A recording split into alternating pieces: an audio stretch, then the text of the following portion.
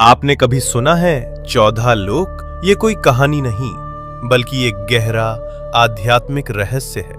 हमारे ब्रह्मांड में कुल 14 लोक माने गए हैं, 7 ऊपर और 7 नीचे। ऊपर के 7 लोक, इन लोकों में आत्मा ऊंचाई की ओर बढ़ती है, ज्ञान, शांति और मोक्ष की दिशा में। भूलोक, ये वो लोक है जहां हम सभी मनुष्य रहते हैं। इसे मृत्युलोक भी कहा जाता है, क्योंकि यहाँ जन्म और मृत्यु का चक्र चलता रहता है। भूवरलोक, ये लोक भूलोक और स्वर्गलोक के बीच स्थित है। ये ऊर्जा रूपों का क्षेत्र है जो भौतिक और दिव्य लोकों को जोड़ता है। स्वर्गलोक, देवताओं का लोक, जहां इंद्र और अन्य देवता निवास करते हैं। अच्छे कर्म करने वालों को मृत्यु के बाद इसी लोक में स्थान मिलता है, जहां सुख, संपत्ति और आनंद की अनुभूति होती है। महरलोक, ये दिव्य ऋषियों, तपस्वियों और महान आत्माओं का निवास स्थान है, जहां वशिष्ठ और विश्वामित्र जैसे महान ऋषि तपस्या करते हैं। जनलोक, इस लोक में वे आत्माएं निवास करती हैं जिन्होंने ज्ञान और ध्यान में परम सिद्धि प्राप्त की होती है।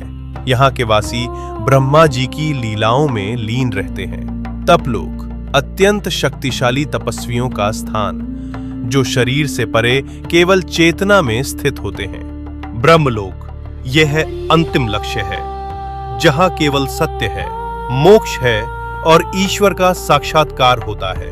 इन ऊर्ध्व लोकों में आत्मा का जाना मतलब है धीरे धीरे शुद्ध और जागरूक होना। अब बात करते हैं नीचे के 7 लोकों की।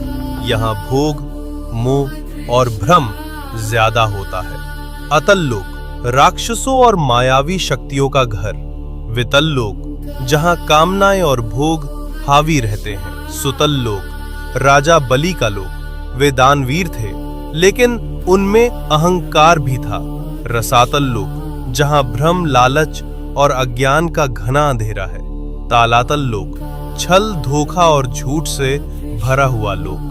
महातल लोक, जहां अंधकार और अहंकार का बोलबाला है। पाताल लोक, सबसे नीचे का लोक, तामसिक ऊर्जा और इच्छाओं का केंद्र। लेकिन इन सब का मतलब सिर्फ बाहरी दुनिया नहीं है। ये 7 लोक हमारे भीतर की नकारात्मक सोच और कमजोरियों का प्रतीक हैं। तो जब हम सच्चाई, भक्ति और सेवा में लगते हैं, हम ऊपर के लोकों से जुड़ते हैं, और जब हम लालच, मोह और गुस्से में फंसते हैं, हम नीचे गिरते हैं। सोच बदलो, लोक बदल जाएगा।